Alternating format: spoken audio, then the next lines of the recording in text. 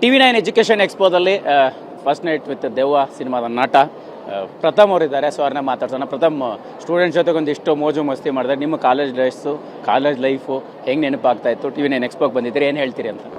First ಅದೆಲ್ಲ ಹೇಳೋಕ್ಕೂ ಮುಂಚೆ ಒಂದು ಮಾತು ಹೇಳ್ತೀನಿ ನೋಡಿ. ಬೇರೆ ಯಾವುದೋ ಪಾರ್ಟಿ ಸೆಲೆಬ್ರೇಷನ್ನು ಅಲ್ಲೆಲ್ಲ ಕ್ರಿಕೆಟ್ ನೋಡೋಕೆ ಹೋದ್ರೆ ನೀವು ಅದನ್ನು ಕವರೇಜ್ ಕೊಡ್ತಾ ಇಲ್ಲ. ಮಕ್ಕಳಿಗೆ ಭವಿಷ್ಯ ಮುಖ್ಯ. PU ಡಿಗ್ರಿ, ಮಾಸ್ಟರ್ ಡಿಗ್ರಿ ಇಲ್ಲೆಲ್ಲ ಕೋರ್ಸಸ್ ಏನಿರುತ್ತೆ ಆ ವೃತ್ತಿ ಶಿಕ್ಷಣ ಕೋರ್ಸ್ಗಳಿಗೆ ಅವ್ರಿಗೆ ಈ ಸಮಯದಲ್ಲಿ ಭವಿಷ್ಯ ಮುಖ್ಯ. ಇದನ್ನು ಜೊತೆಲಿ ಜವಾಬ್ದಾರಿ ಇಟ್ಕೊಂಡು TV9 ಬಹಳ ದೊಡ್ಡ ಇನಿಷಿಯೇಟಿವ್ ತೊಗೊಂಡಿದ್ದೀರಾ. ಅಂದರೆ ರಾಜ್ಯದ ಎಲ್ಲ ಪ್ರತಿಷ್ಠಿತ ಕಾಲೇಜನ್ನು ಪ್ಯಾಲೇಸ್ ಗ್ರೌಂಡಲ್ಲಿ ಒಂದೇ ರೂಫಡಿ ಸೇರಿಸಿ ಮಕ್ಕಳ ಹಿಂಗಿದೆ ಕಂಡ್ರೋ ಎಲ್ಲರೂ ವಿಸಿಟ್ ಮಾಡೋಕ್ಕಲ್ಲ, ಒಂದೇ ರೂಫಡಿ ಎಲ್ಲೋ ಆ ಕಾಲೇಜಿನ ಸ್ಪೆಷಾಲಿಟಿ ಏನು, ಇವ್ರಿಗೆ ಇರುವ ನಾಲೆಡ್ಜ್ಗೆ, ಇವ್ರ ಮಾರ್ಕ್ಸ್ಗೆ ಅಥವಾ ಇವ್ರ ಆಸಕ್ತಿಗೆ ಯಾವುದು ಬೆಸ್ಟ್ ಅಂತ ಹೇಳುವಂಥ ಪ್ರಯತ್ನ ಒಂದೇ ರೂಫಡಿಲಿ ಸಿಕ್ಕರೆ ಇದು ಇಲ್ಲ ಅದು, ಅದಿಲ್ಲ ಅಂದ್ರೆ ಅದು ಯಾವುದೋ ಒಂದು ಸ್ಟೂಡೆಂಟ್ ಭವಿಷ್ಯಕ್ಕೆ ಇದು ಮಾಡ್ತಾ ಇದ್ದೀರಾ. ಆ್ಯಕ್ಚುಲಿ ಅಭಿನಂದನೆಗಳು. ಬೇರೆ ಏನೂ ಅಲ್ಲ, ಇದು ಮಕ್ಕಳ ಭವಿಷ್ಯ ಕಟ್ಟುತ್ತೆ. ಇಲ್ಲಿ ನಮ್ಗೆ ಹುಟ್ಟೋದು ಒಬ್ಬ CV ರಾಮನ್ ಹುಡ್ತಾರೆ, ಒಬ್ಬ ವಿಶ್ವೇಶ್ವರ ಹುಟ್ಟೋದು ಇಂಥ ಜಾಗದಲ್ಲಿ. ಸೊ ಮೊದಲನೇದಾಗೆ ಅಭಿನಂದನೆಗಳು. ತುಂಬ ಖುಷಿಯಾಯಿತು.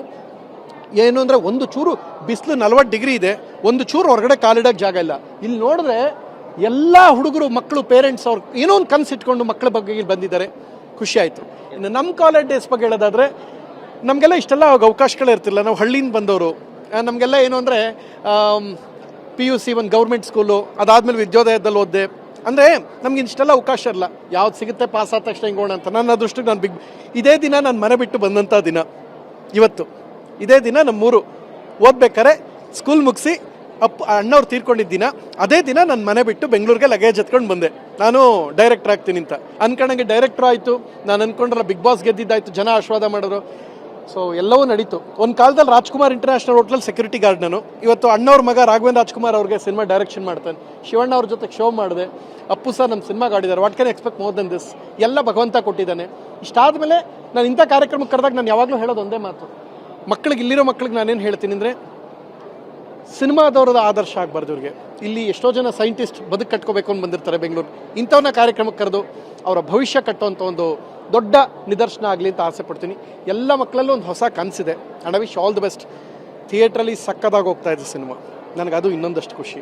B&C ಸೆಂಟ್ರಲ್ಲಿ ತುಂಬ ಅಂದರೆ ತುಂಬ ಖುಷಿ. ಯಾಕೆಂದರೆ ಒಂದು ಸಿನಿಮಾ ಮಾಡೋದಲ್ಲ, ಜನಕ್ಕೆ ತಲುಪಿಸೋದು ಕಷ್ಟ. ಟೈಟ್ಲ್ ಯುನೀಕ್ ಆಗಿರಲಿ ಅಂತ ಒಂದು ಹಾರರ್ ಕಾಮಿಡಿ. ಮದುವೆ ಆದ ತಕ್ಷಣ ನಾನು ಹೆಂಡ್ತಿ ದೆವ್ವ ಅಂತ ಗೊತ್ತಾದ್ಮೇಲೆ ಹನಿಮೂನ್ಗೆ ಹೋಗ್ತಾರೆ, ದೆವ್ವ ರಿವೆಂಜ್ ತೊಗೊಳತ್ತಂತ ಕ್ಯೂಟಾಗಿ ಇಟ್ಕೊಂಡಿದ್ದೀನಿ. ಫಸ್ಟ್ ನೈಟ್ ವಿತ್ ದೆವ್ವ ಅಂತ ಟೈಟ್ಲ್ ಹಂಗೆ ಇದೆ.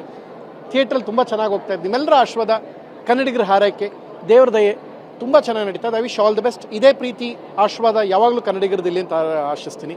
ಈಗ ಫೈನಲ್ ಏನಂತಂದರೆ, ಒಂದು ಸಿನಿಮಾ ಪ್ರಚಾರ ಮಾಡೋ ರೀತಿ ಬದಲಾಗ್ಬಿಟ್ಟಿದೆ. ಸೊ ನಿಮ್ಮ ಒಬ್ಬ ಅಭಿಮಾನಿ ಸೊಪ್ಪೆಲ್ಲ ಹಿಡ್ಕೊಂಡು ಒಂದಿಷ್ಟು ಎಲ್ಲೋ ಅತಿರೇಕದ ವರ್ತನೆ ಮಾಡಿದ್ರು ಅಂತ ಅನ್ಸುತ್ತೆ. ಸೊ ಜನ ಅದ್ರ ಬಗ್ಗೆ ಒಂದು ಪ್ರಶ್ನೆ ಕೇಳ್ತಿದ್ದಾರೆ. ಆ ರೀತಿಯ ಒಂದು ಪ್ರಚಾರದ ಅವಶ್ಯಕತೆ ಇತ್ತ ಅಂತ ಅನ್ಸಲ್ವಾ? ಸರ್, ನಿಮಗೊಂದು ಪ್ರಶ್ನೆ ಕೇಳ್ತೀನಿ ಸರ್. ಒಂದು ಬಹಳ ಪ್ರಾಮಾಣಿಕವಾದ ಪ್ರಶ್ನೆ ಕೇಳ್ತೀನಿ. ಮೊನ್ನೆ ಒಂದು ಹುಡುಗಿ 21 ಅವರ್ ಭರತನಾಟ್ಯ ಮಾಡಿದ್ಲು. ಅವಳ ಹೆಸರು ಹೇಳಿ ಅಂತ ಕೇಳಿದ್ರೆ ಯಾರಿಗೂ ಗೊತ್ತಿಲ್ಲ. ನಾನು ಶರ್ಟ್ 1.5 ಲಕ್ಷ ಅಂತ ಎಲ್ರಿಗೂ ಗೊತ್ತು. ಜನ ಇಂಥದ್ದು ಎಕ್ಸ್ಪೆಕ್ಟ್ ಮಾಡ್ತಾ ಇದ್ದಾರೆ. ಅದ್ರ ಜೊತೆಗೆ ವೈರಲ್ ಆಗಬೇಕು ಅಂತ ಒಂದಷ್ಟು ಜನ ಹೆಂಗೆಂಗೋ